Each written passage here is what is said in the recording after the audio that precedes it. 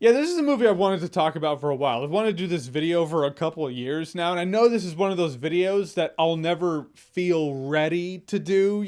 I know after I upload it, I'll think of other things I should have said in the video, but regardless, I'm gonna talk about it now because I so love this movie.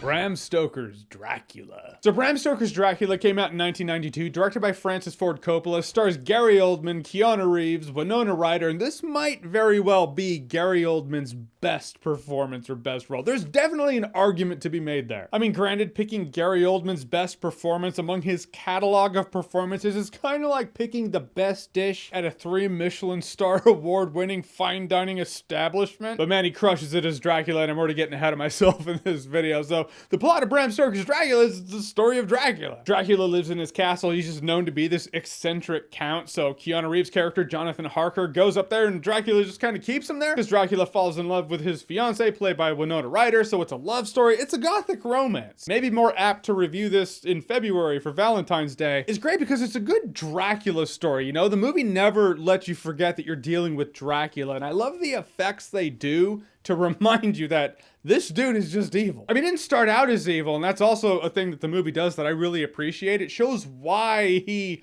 turns his back on his religion, his God, everything, and he just kind of gives himself over to evil. So instantly it makes you feel for him, but that's what the movie does well. You do feel for Dracula, which is really conflicting. On one hand, you're like, this guy definitely is evil. That just, it surrounds him. When he first talks, you hear these cries in the background that sound like the ethereal cries of the spectral realm. I am Dracula. Between that, his shadow's not moving with him at all. His shadow in one scene touches flowers and the flowers just die on contact. It could have been easy enough to be like, oh yeah, he's Dracula and you know that, so now we're just kind of dealing with a person. But the effects they use to remind you that this is Dracula, it feels otherworldly. So not only do you feel that evil presence all around him, and the movie masterfully reminds you of that with the effect he just has on his surroundings, but then at a point he's kind of a lovesick dude and you're reminded, yeah, his life is a tragedy. He's the victim of his own choices. He's the victim of his own life. I just think Gary Oldman and Francis Ford Coppola together really illustrated this person in pain, this charming Prince Vlad, and also evil incarnate walking the earth. And you get all of it. Or maybe not evil, darkness. You know, it's darkness that surrounds him. It seems too easy to say it's evil. You know, it's like, oh, he's just evil and that's that. Or evil surrounds him. Darkness. I think that's a better phrase. It makes you feel really conflicted, and at a point you just kind of feel bad for him. And among all that, I know, mushy nonsense, right? Among all that mushy nonsense, you're still inundated with vampire lore. Werewolf form, mist form, bat form, that scene where he just stomps on the ground, the crucifix combusts into flame. Yeah, you feel bad for that creature. Now, is this Keanu Reeves' best role? No. I think there's an argument to be made on the opposite end of the spectrum. There's an argument to be made that this is Gary Oldman's best role. Argument to be made that this is Keanu Reeves' worst role. And I don't blame him. I don't blame Francis Ford Coppola. Everyone has a boss, even Coppola. Francis Ford Coppola actually wanted Johnny Depp for the role of Jonathan Harker. They were like, no, you need a young, up-and-coming cast, and Johnny Depp's just not famous enough. Keanu Reeves, though, he's famous enough, and it just complete miscast. The terrible accent, yeah, that's definitely part of it. Like, I'm a person where I can't tell it's a bad accent unless it's a really bad accent. Like, everybody in Bly Manor, I didn't know they weren't British. Well, most of them. A couple of cast members I did recognize from other things. I knew they weren't British. But for the most part, I'm like, well, I guess you're British. So I can't tell unless it's really bad. Keanu in this movie is really bad. He does one accent very well, and that's San Dimas. But he still has that Keanu tone, but British. I know where the bastard sleeps. I brought him there. To Colfax Abbey. Yeah, it all worked against Keanu in this one. Which this is a testament to the fact that one miscast doesn't necessarily ruin a movie. I mean, the contrast between how bad the Keanu miscast is in this movie to how great the movie is so deep. The LG CX series OLED doesn't have contrast this deep. All that is to say, it doesn't ruin the movie. But luckily, he's established Keanu Reeves, so he gets the Keanu roles that fit him now, and it works out. I really love Anthony Hopkins in this movie too. I mean, this was after Silence of the Lambs, so yeah, if you can cast him in this movie, you should, and they did. But he's crazy Anthony Hopkins feels like he just strolled on set and they're just like, just film him. And he makes for a legit Van Helsing. Don't mention that, come on. He's exactly the character you think he would be. He's the guy who actually knows the real world. This guy knows that vampires are real. He knows that the supernatural is not just a bedtime story. And he's kind of cracked and he's weird and he's amazing. And what I love is the intensity of this movie. This movie has some intense moments and it usually revolves around Gary Oldman having an emotional response of some sort and the soundtrack swell. The musical score in this movie, I guess there was a vinyl soundtrack at one point.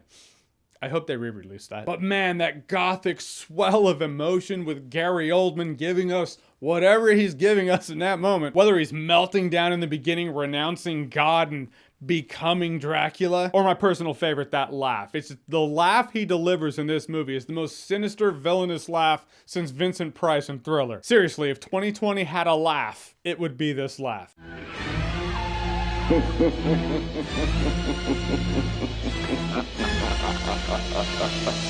In camera fade, I love it. And that's another thing I love about this movie. This movie really is a labor of love from Francis Ford Coppola. If you have this movie that has the featurettes, the making of, and you haven't watched them, watch them. It's so worth it because you see what Francis Ford Coppola wanted to bring and how he wanted to do it. He's using turn of the century special effects. No, I'm not talking turn of the century. I'm talking turn of the century. He wanted to have and he wanted to deliver and succeeded in delivering a movie with in-camera special effects. He wanted the special effects that existed in the time this movie took place, which makes me have so much fun every time I rewatch this movie because I'm always like, that wasn't done on a computer. None of it's done on a computer. It's all in camera. But it works for the tone of this movie. Like that scene where they have the crucifix and they walk Vampire Lucy back into her coffin. They're running the footage backwards. And so it looks otherworldly. And it's 100 times more effective than any, I don't know, CGI thing they can have for make her float or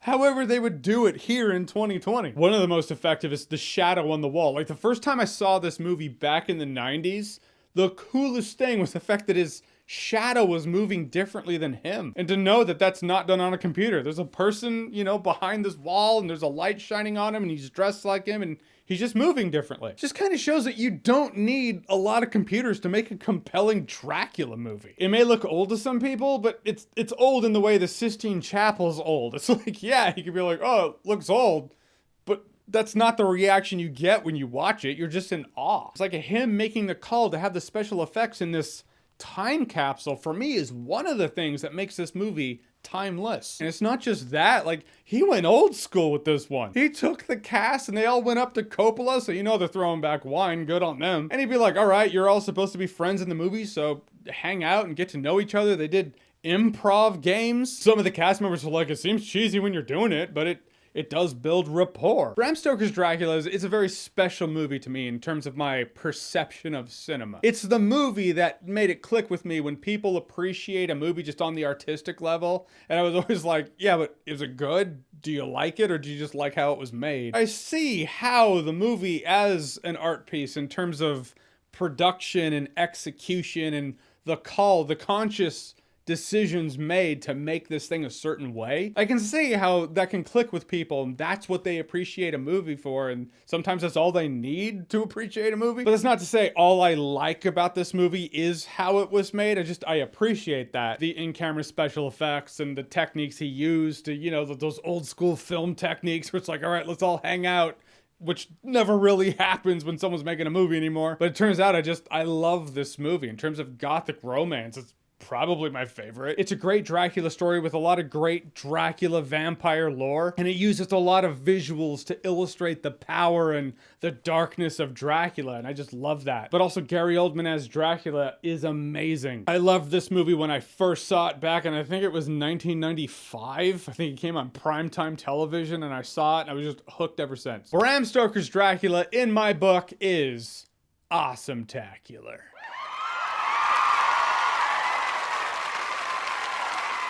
And although I've seen this movie many times over the decades, one of the more recent watches is when it clicked with me what George Lucas actually wanted to do with Darth Vader. I don't know, it was just the parallel. I saw the parallel between Darth Vader and Dracula, where I feel like George Lucas wanted to essentially make Darth Vader Dracula. Because the parallel is there, you know, the war hero whose wife dies, and so he just throws his religion away, then he becomes a tragic monster. He's a guy who needs a hug, that's what I'm saying. You see him hanging out with Francis Ford Coppola and they're friends, and I just feel like I have to wonder whether or not that conversation came up. It just made me appreciate the prequels more when I saw what he was trying to do with them. And actually, there was a Criterion release of this movie on Laserdisc. They've said they'd like to go back and re-release some of those old Laserdisc releases on modern format, but it's all about getting the rights. But really, I mean, Criterion, come on, 4K.